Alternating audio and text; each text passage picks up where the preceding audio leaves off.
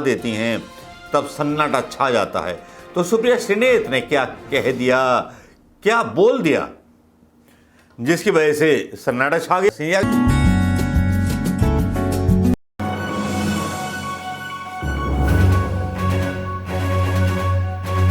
खबरें चलती नहीं, ना कोई खबर बताई जाती है ना दिखाई जाती है।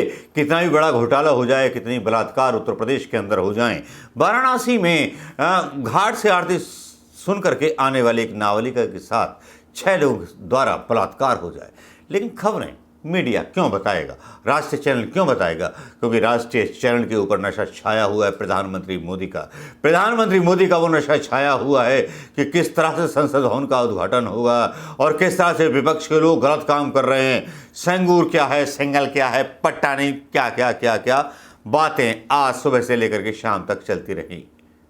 लेकिन वो खबरें जो कभी 2014 में मीडिया इन्वेस्टिगेट करता था, वो खबरें गायब हो गई हैं।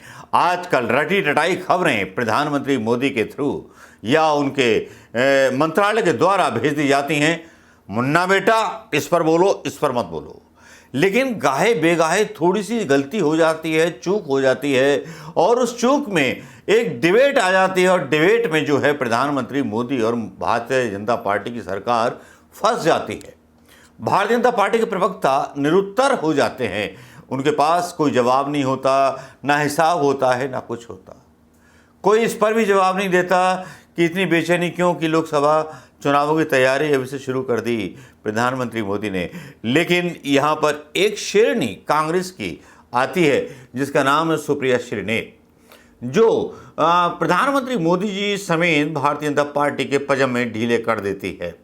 जी हाँ, एक ऐसे डिबेट में, जिस डिबेट में शायद जो बात मीडिया को बोलनी चाहिए और भारतीय जनता पार्टी के मिनिस्टरों और नेताओं से पूछनी चाहिए, वो सवाल जब सुप्रिया श्रीनेत उठा देती हैं तब सन्नाटा छा जाता है।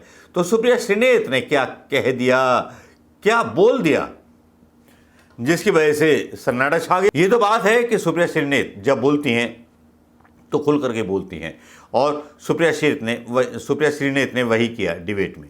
सुप्रिया श्रीनेत ने पूरी तरह से खंबे उखाड़ दिए भारतीय जनता पार्टी के। इस डिबेट में जहां सवाल था कांग्रेस पर, जहां सवाल था कांग्रेस की असीमता पर, वहां पर सुप्रिया श्रीनेत किस तरह से शेरनी की तरह दहाड़ी, उस दहाड़ को देख करके जो बीजेपी के प्रवक्ता थे वो भी अपनी पूंछ पिछवाड़े में दबा करके भाग गए। लेकिन सुप्रिया श्रीनेत की ऐसी डिबेट कौन सी थी? भारतवर्ष टीवी 9 पर चलने वाली ये डिबेट के अंश यहाँ डालने का सौभाग्य समझूंगा और आपसे भी मैं इजाज़त लूँगा दोस्तों, मेरे सब्सक्राइबरों से।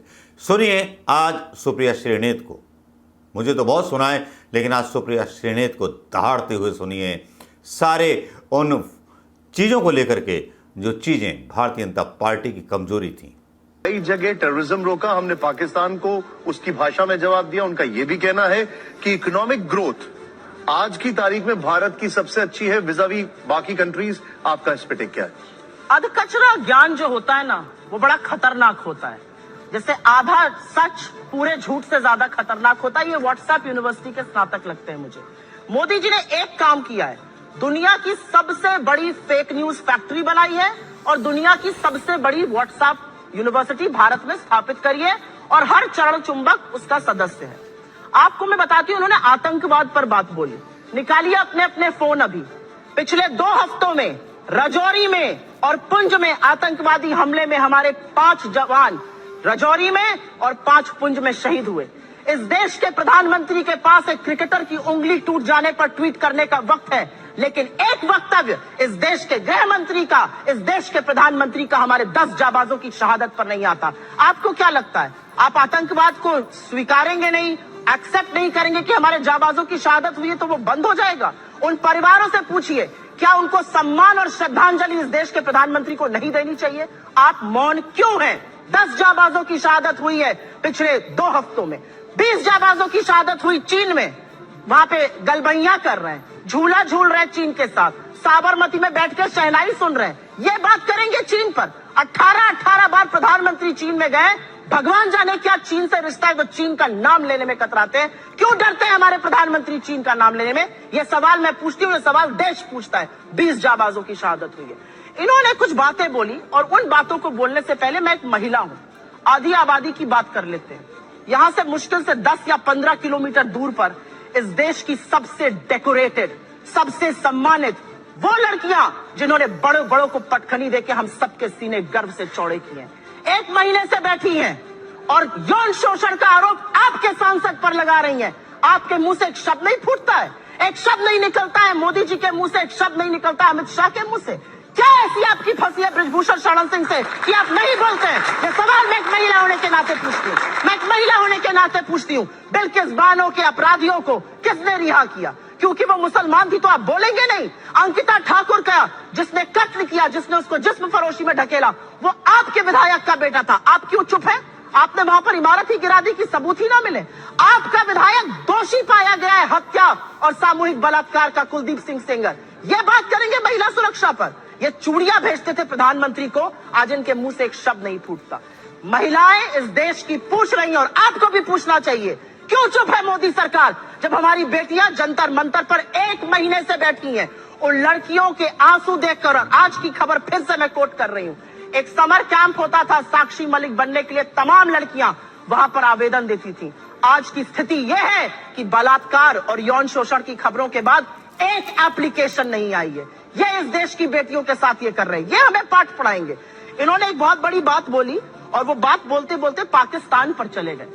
आज तक इस देश का ये न्याय था कि आज तक आईएसआई ने हमारी जमीन पर पैर नहीं रखा था। आईएसआई को पठानकोट बुलाकर आप निरीक्षण कराते हैं, लाहौर आप चले जाते हैं लपके हुए, भगवान जाने सिवई खाने या बिरयानी खाने, और सवाल हमसे आप पूछिएगा। आसिया अंद्राबी आपका चेहरा बनती है श्रीनगर में और सरहद पार जाके आतंकवादी गतिविधियों में शामिल है। आप एक दुर्दांत आतंकवादी को, यूसुफ को वहां पर टिकट देते हैं क्योंकि आपको अपनी सत्ता करनी है। ये कैसे लोग हैं? ये किस तरह के लोग हैं? ये जाबाजों की शहादत पर चुप रहेंगे, मणिपुर जलेगा ये चुप रहेंगे, ये प्रचार करते रहेंगे। इनको ये याद है कि इनको क्या क्या कहा गया। कर्नाटक जाकर क्या कहते थे साहब? मुझे फलाने ने ये कहा। कर्नाटक ने क्या कहा? कर्नाटक की जनता ने कहा मुद्दे है बेरोजगारी, मुद्दे है महंगाई और मुद्दा है भ्रष्टाचार। अगर उस पर बात होगी तो हम बात करेंगे, नहीं तो विपक्ष में बिठाने का आपको काम करेंगे। साहब हिमाचल गए थे, हार गए, कर्नाटक गए, हार गए, और ये विश्वगुरु बने फिरते हैं। इनकी बातें सुन लीजिए तो भारत शायद 1947 में ही आजाद हुआ हो, के बाद अब 2014 में आजाद हो गया हो। मेरा अपना मानना है कि कुछ बातें जब समझ में नहीं आती उसको नहीं बार बार बोलना चाहिए। मैंने आपको एक बार पहले भी शो पे समझाया है। हम मैन्युफैक्चरिंग कर रहे हैं मोबाइल की, जी नहीं, हम मोबाइल फोन की असेंबली कर रहे हैं। हमारा जो इंपोर्ट का बिल बढ़ा है वो इसलिए बढ़ा है क्योंकि हम उतना पार्ट असेंबल कर रहे हैं, वैल्यू एडिशन नेगेटिव है। हमारा जो कार का एक्सपोर्ट का मार्केट था वो कम हो गया है। सच को स्वीकारिए साहब, तब आप सच का समाधान कर पाइएगा। बेरोजगारी नहीं है, महंगाई नहीं है, अडानी ने कोई महाघोटाला किया ही नहीं है, चीन है ही नहीं। जब आप आंखों पर पट्टी बांधकर शासन चलाइएगा तो देश का वो हाल होगा जो हो रहा है। मैं तो एक महिला होने के नाते एक ही सवाल पूछना चाहती हूं कि हाथरस की गुड़िया को आप 2:30 बजे जलवाएंगे, दोषी रेप में आपके विधायक पाए जाएंगे, आपके सांसद के ऊपर यौन शोषण का आरोप है, आपके विधायक का बेटा एक लड़की के कत्ल का मुलजिम पाया जाता है। आप अब महिलाओं की बात कब करिएगा? बेटी बचाओ बेटी पढ़ाओ का नारा देने वालों से यह सवाल मेरा है कि साक्षी मलिक और विनेश फोगट से आप कब मिलने जाइएगा, उसका जवाब दीजिए। जवाब दे दो। सुप्रिया श्रीनेत का ये आपने अंदाज बयान देख लिया होगा और इस अंदाज बयान देखने के बाद आप खुद फैसला कीजिए दोस्तों कि क्या होना चाहिए, या इस अंदाजे बयान के बाद क्या आप इस वीडियो को शेयर कर सकते हैं। इस वीडियो को इतना शेयर कीजिए। व्हाट्सएप यूनिवर्सिटी तो प्रधानमंत्री मोदी की बनाई हुई है, लेकिन कांग्रेसी कार्यकर्ताओं से बोलना चाहूँगा, कीजिए शेयर ये फैक्ट्स जो सुप्रिया श्रीनेत ने ऑफिशियल कांग्रेस के हैंडल से डाले हैं। नमस्कार, जय हिंद दोस्तों।